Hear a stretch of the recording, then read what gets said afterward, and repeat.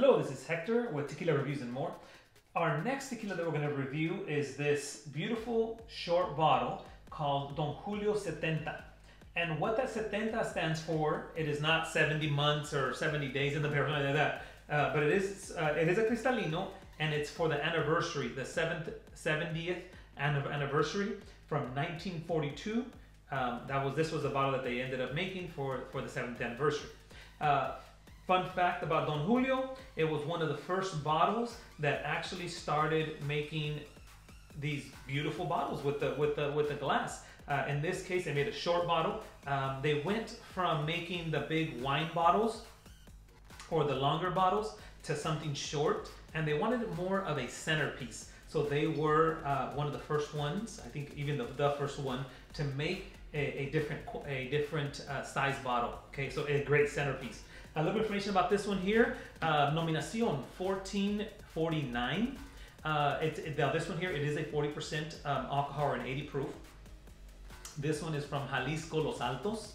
The water source that they use for this one is a deep well water, and like I said, the water source does make a tiny bit of a difference. Okay. For fermentation, they use stainless steel tanks. The steel type, it is a stainless pot with copper coils, and I do believe you can taste the copperness, if that's even a word, in the tequila when they use the copper coils. Aging, this is a mouthful. For the aging of this tequila, they use American white oak used bourbon barrels. Okay, so they import bourbon barrels, and then they age it in that there. So this is what they make out of that. Okay, it is an añejo, so I know you can see that it's almost clear, but they filter it to get that cristalino and just that special edition bottle or tequila. For the crushing, they use a roller mill. They distill it three times. Usually they distill them twice, 3 times. I'm guessing the third time was for the color itself. For the cooking, they use a stone brick oven, and a stone brick oven takes a lot longer to cook, which is the reason for the higher priced tequila that are usually cooked in that. So this is I would call it a higher price. I've seen it as low as $60 to as high as $80 bottle. Okay, so it is a little bit higher in price than normal. Now let's go ahead and taste it and talk about the points there. It is a Cristalino, like we said. It looks like a Blanco, but it's actually an Añejo. The viscosity, it's pretty thick. It's not watery where it just runs down. You do get a little bit of the legs here. For the aroma,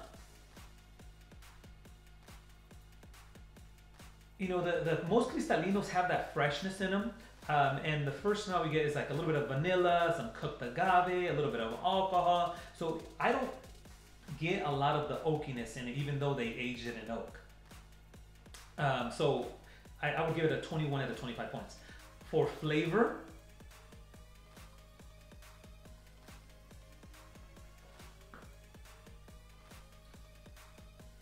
now, like I said, I think the copper coils that they use for it really comes out of it.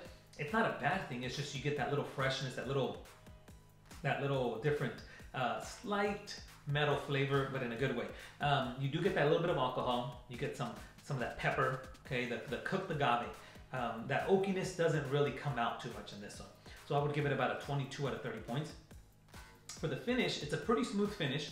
I would give it about a 19 out of 25 points. Would I drink it again? Yes. In fact, a lot of parties that we go to, they always have it. So yeah, I would definitely drink it. Would I recommend it? Yes. So that's five points for that. The value out of 10 points, usually being the cheapest, $25 bottles. This is up there in the price, and they usually have it locked up in most stores. I would say about a 6 out of 10 points. All of that comes out to about 78 out of 100 points, and hope you enjoy. Now this is a good tequila, but just it's not my favorite. I rather the oakiness on it, but that's just my own opinion. Hope you enjoy. Make sure to like this video and subscribe. You guys have a great day.